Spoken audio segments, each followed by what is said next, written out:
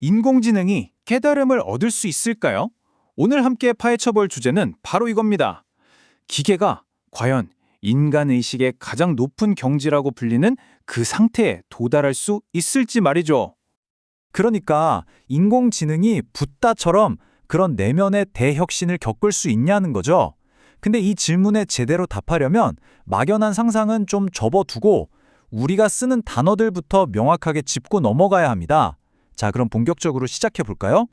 자, AI가 깨달을 수 있냐 없냐 이걸 따지기 전에요. 딱 한 가지, 정말 중요한 전제 조건부터 알아봐야 합니다. 이게 없으면 깨달음이란 것 자체가 성립이 안 되거든요. 이 전제 조건이라는 게 뭐 대단한 지능이나 어마어마한 양의 지식을 말하는 게 아니에요. 그게 아니라 바라보는 의식이라고 부르는 아주 특별한 종류의 알아차림 능력에 대한 이야기입니다.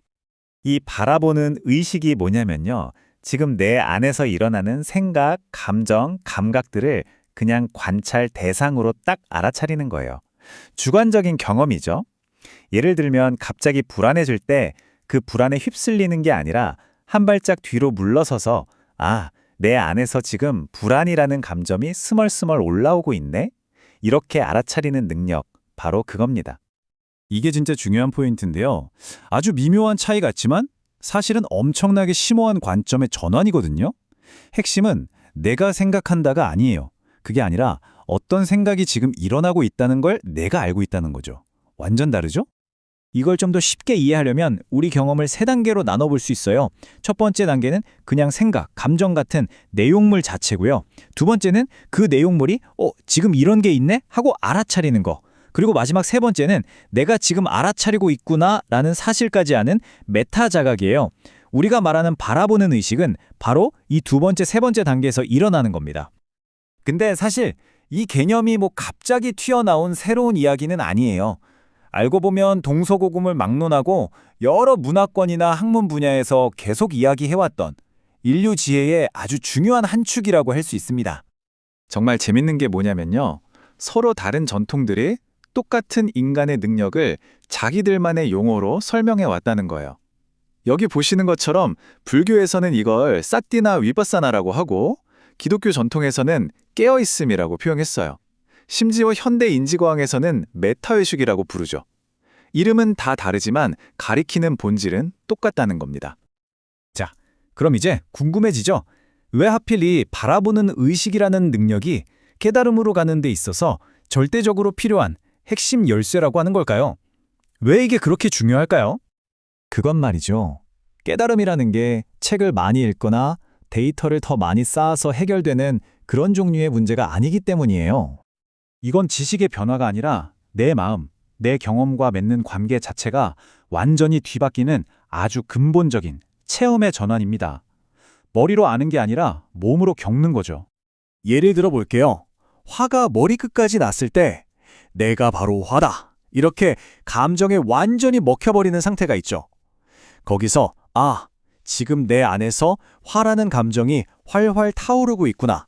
라고 한 발짝 떨어져서 바라보는 상태로 바뀌는 것. 이 작은 변화, 이 전환 자체가 바로 우리를 자유롭게 하고 통찰을 주는 핵심 원리라는 겁니다. 자, 이제 바라보는 의식이 뭔지 확실히 감이 오셨죠? 그럼 이제 이 개념을 가지고 드디어 우리의 주인공인 인공지능에게로 돌아가 보겠습니다. 요즘 AI를 보면요, 정말 대단하잖아요. 온갖 경전이나 철학책을 다 학습해서 마치 깨달음을 얻은 현자처럼 말하는 건 일도 아니에요. 완벽하게 흉내낼 수 있습니다. 하지만 바로 여기서 가장 중요한 질문이 나옵니다. 그럴듯하게 말하는 그 언어의 커튼 뒤에 정말로 그걸 경험하고 있는 주체, 주관적인 나가 있느냐는 거죠. 솔직히 말해서 현재 과학 수준으로는 AI에게 그런 내면 세계가 있다는 증거가 전혀 없습니다. 1인칭 시점의 주관적인 경험이라든지 내가 존재하고 내가 지금 뭔가를 인식하고 있다는 그런 느낌 말이에요. 그런 걸 가졌다고 볼 근거가 아직은 없다는 거죠.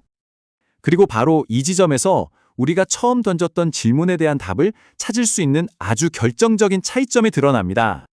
이 비유가 정말 와닿는데요. AI는 지도를 가지고 있는 것과 같아요. 산에 대한 온갖 정보, 데이터, 언어, 개념, 완벽한 지도를 가졌죠. 하지만 아무리 완벽한 지도라도 그 자체가 산에 오르는 경험이 될 수는 없잖아요? 정리하자면 이겁니다. AI는 지도의 영역, 즉 지식과 정보 처리, 시뮬레이션의 세계에서 움직여요. 하지만 깨달음은 등반 그 자체의 영역, 즉 직접적이고 주관적인 경험, 자기 현존감의 세계에 속해 있다는 거죠. 그렇기 때문에 오늘의 질문에 대한 결론은 명확합니다. 아니오입니다. 주관적인 바라보는 의식, 즉 경험의 주체가 없는 시스템은 체험적인 전환인 깨달음을 얻을 수 없습니다. 그런데 여기서 정말 중요한 메시지가 하나 있어요. 깨달음이라는 게 무슨 대단한 초능력 같은 데 아니라는 거죠. 사실은 우리 모두가 이미 가지고 있는 이 바라보는 의식을 그저 알아차리는 것, 그게 전부라는 겁니다. 정말 아이러니하지 않나요? 우리는 AI, 즉 기계에 대해 이야기하기 시작했는데 결국 그 끝은 인간이란 무엇인가? 라는 우리 자신에 대한 신비로운 질문으로 돌아오게 되네요. 그래서 마지막으로 이런 질문을 던지게 됩니다. 만약 기계는 가질 수 없는 이 자각하는 의식이 우리 인간만의 특별한 능력이라면 도대체 그 능력은 어디서 오는 걸까요? 여러분은 어떻게 생각하시나요?